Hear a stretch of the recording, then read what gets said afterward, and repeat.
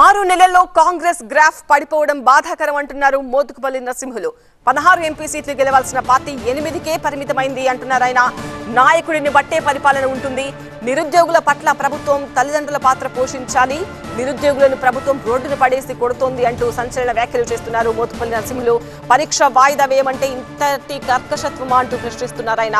ఏపీలో సీఎం చంద్రబాబుతో సమానంగా పవన్ ఫోటోలు పెడుతున్నారు. తెలంగాణలో ప్రతి ఆఫీసులో డిప్యూటీ సీఎం భట్టి ఫోటోలు పెట్టాలని డిమాండ్ చేస్తున్నారు మోత్కుపల్లి.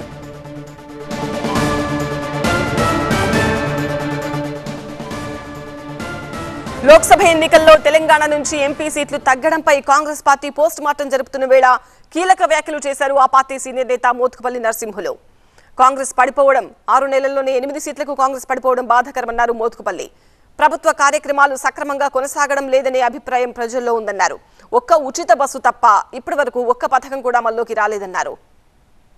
కాంగ్రెస్ పార్టీలో వాస్తవానికి ఒక సీనియర్ నాయకుడిగా ఆ పార్టీని బతికించాలనే ఉద్దేశం కిందనే నేను పార్టీలో చేరా తప్ప మరొకటి కాదు. కానీ ఇవాళ చూస్తా ఉన్నాం 8 సీట్లకే పార్లమెంట్ సీట్లకు పడిపోవడం అంటే బాధగా. 6 నెలల్లోనే 8 సీట్లకు పడిపోయి 17 సీట్లు ఉంటే ఒక్క సీటు సరే ఓల్డ్ సీటు పోతే ఇంకా 16 సీట్లు కూడా గెలుచుకోవాల్సిన అవసరం ఉండే. 6 నెలల్లో ఇవాళ పడిపోయి ఈ అనేక కార్యక్రమాలు కూడా సక్రమంగా జరగడం లేదనేది ప్రజల యొక్క అభిప్రాయం. కాబట్టి ఇవన్నీ అమలు చేయాల్సిన బాధ్యత గవర్నమెంట్ మీద ఉన్నది. యాదగిరిగుట్టలో తన పుట్టినరోజు వేడుకలు జరుపుకున్న మోత్కుపల్లి నిరుద్యోగుల ఆందోళనపై కీలక వ్యాఖ్యలు చేశారు. నిరుద్యోగుల పట్ల తల్లిదండ్రుల్లా వ్యవహరించాల్సిన ప్రభుత్వం రోడ్డున పడేసి కొడుతోందని ఆవేదన వ్యక్తం చేశారు మోత్కుపల్లి.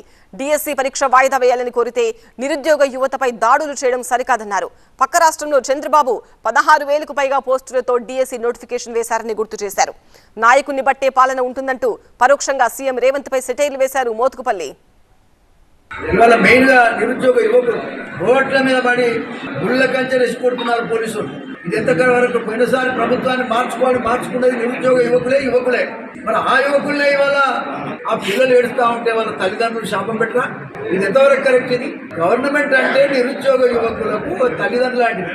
తల్లిదండ్రి పాత్ర పోషించాల్సిన ప్రభుత్వం ఇవాళ పడేస్తంతా ఉన్నది. ఎంతో మంది యూట్యూబ్ లలో చూస్తున్నా, కాళ్ళు మొక్కుతా, చేతులు నీ కాళ్ళు మొక్కుతానా, డేట్ మార్చమంటున్నారు.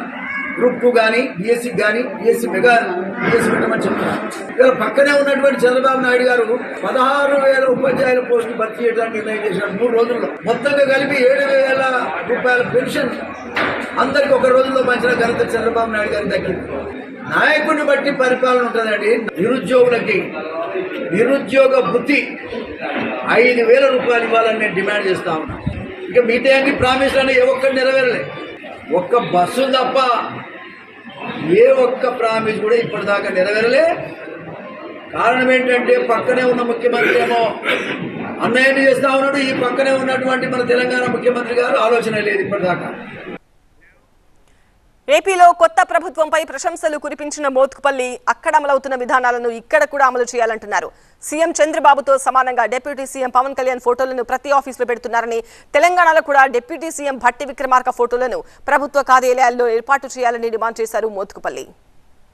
ఇక్కడ దళితుడైనటువంటి భట్టి విక్రమార్క ఇక్కడ ఉప ముఖ్యమంత్రి ఉన్నాడు.